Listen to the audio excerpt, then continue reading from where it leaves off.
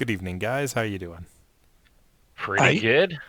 All right, today we're going to be looking at FoxyLand 2 um, by, I believe, Bug Studios. This is another one of those games that is essentially your $6 platinum trophy indie game. What happened to the first one? I couldn't get a copy of the first one. Oh, okay. I'm going to wager that it's probably pretty similar. This one is actually has co-op. You won't see Really? this because I don't have friends to play with, but That is true. What are friends? it is an option. Oh my god. This looks great already. Like, I love the style that they went with.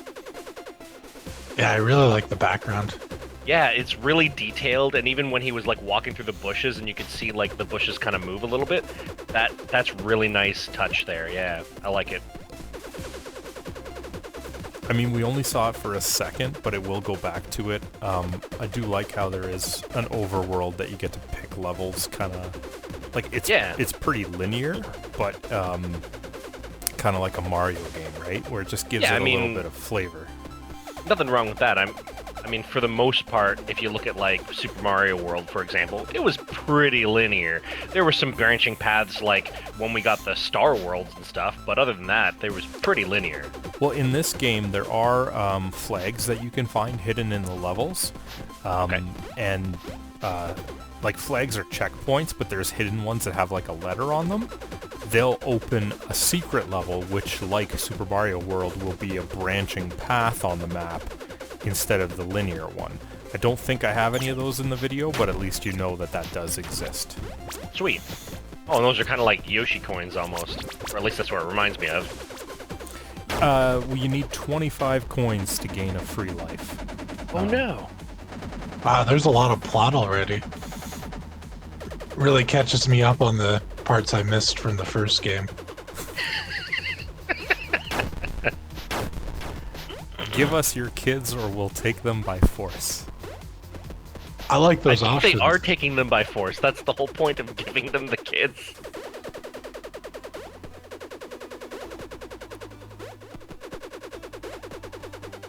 Why did they want the kids though? And why did they just leave her in a box? Well, that's kind of neat. So you have like an ammo for the cherries. I actually found it kind of weird because in the story, like, he was going to get cherries to feed his family and there was none, he said, on the western part of the island, and he was going to go check the eastern part, but then he just throws the cherries at enemies as ammunition. But it's like, if you're low on food supply. Yeah, why are you throwing cherries? I will say, the entire time I was playing this game, I really did enjoy the presentation. Like, the chiptune music is great. The sound effects for picking up items are kind of like exactly what you expect from it. The only real problem I had is the controls were pretty solid, except the wall jumping could get a little annoying, because a lot of the times the character would latch onto the wall, even when you didn't want to wall jump. Like you Gotcha. see a lot of these secrets, you like kind of slide down a ramp or on the side of the wall. If you want to do that, that's great, but there was times where I was trying to, say, jump over or double jump over like a ledge, but because I didn't double jump early enough to like get over it, you just grab the wall and then slide down. Or when you wall jump, you can only jump the opposite direction and you can't do a double Yeah. jump, so you can't kind of use that wall climb to get higher above a wall. It can only go back and forth. Yeah. Alex, you're not saying too much. What are your thoughts here? Ah, you died. That's my thoughts. You have failed. Got you good. I guess that timing, I did it to myself. Checkpoints are very generous, and it didn't happen, but when you lose all of your lives, which I did I lose see all what my... you're talking about now. Yeah, You're trying to jump and it's so funny you can't do it. yeah. Like, if you could double jump off of that, then you could easily turn in the air and make it up the ledge. But that's, and really, that's a small gripe for the controls. If you just plan your jumps better ahead of time, then you don't really need to worry about that. Yeah. When you lose all of your lives, you can continue for free. Okay, so man. having no lives Double is not fail. really a big deal either. Yeah, and I couldn't find what the real detriment was to losing all of your lives, unless, of course, it means that you just can't start from the checkpoint in the level you're in. Possibly, yeah. That makes sense. None of the levels that I played, even like past the recording of this video, I beat like the first 2 worlds. I didn't really come to any levels that were so long that it would have been a problem to start again. They're definitely very short levels. They do get longer as you go further, but they still didn't get too long, if that makes sense. Do they Now- start having enemies, or is this purely a jumping puzzle? You do start getting enemies. Some enemies you can defeat by jumping on them. Other enemies can only be defeated by throwing cherries at them. It wasn't until I got to the second world, the desert, that I started seeing enemies that you couldn't jump on. You could only defeat them by throwing cherries at them because maybe they would have spikes on them or something. Okay. Yeah, I was gonna ask if you get a different palette of, like, when you go to a different area. Because I could see you were in World 1, but there was a different world. You mean not to go to that comparison again, but it's like Mario, where the worlds are thematically similar. Yeah. So the second world was a lot of desert. Kind of like the second world in Mario 2. Yep. I'm not gonna like go as far as to compare this to Mario or anything like that, but you know, there's definitely some inspiration there, and I can't imagine too many 2D platformers that aren't gonna draw attention from that. I mean, heck, Yeah. there's even you like can't really. there's even like a fortress almost at the end of the level. Yeah, I mean, when you talk 2D platformers, you're going to have to talk about Mario at some point.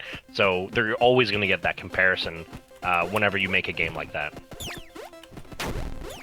Oh, I think I saw an enemy. Yep. There you go. Well, like I said, Like a possum?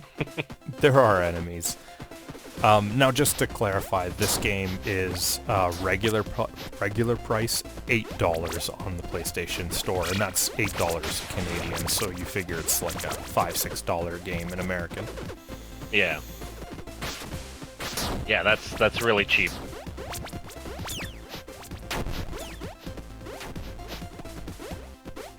I really can't think of too many negatives, which is kind of nice for these indie games that we have. There isn't terrible knockback when you get hit by an enemy. There isn't... Not when you shoot? No. And at first I was like, why are these like coins so hidden? And then I realized that a lot of the landscape where there is a hidden wall has like markings on it. Okay. Right? Like you I can might see... not have noticed them yet, but... Like you can see there's like little skulls and bones and stuff like that in the land. But a lot of the times when there's a hidden spot, it has a bit more of a cluster. Alright, Okay. so we got about a minute left. What are your guys... do you continue after the first impression? For $8, I would. Absolutely. This looks great. I like the gameplay, and I like the graphics. Alex? I think it looks pretty cute. I like the graphics. I like the background quite a bit. I'd consider it. It's not really my type of game so much, but it seems like it would be pretty short, and it seems all right, you know?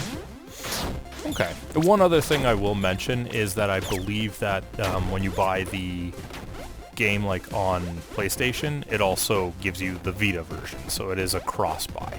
So you could technically get 2 games and potentially 2 platinums for the price of one.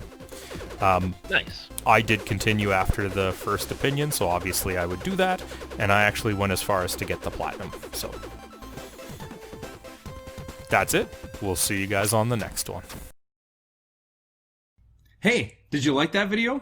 If you did, be sure to let us know by clicking the like button and leaving a comment. If you want to be first in line for any new content, be sure to subscribe to our channel and then hit up our Facebook page. The link's in the description below to see what's coming up next.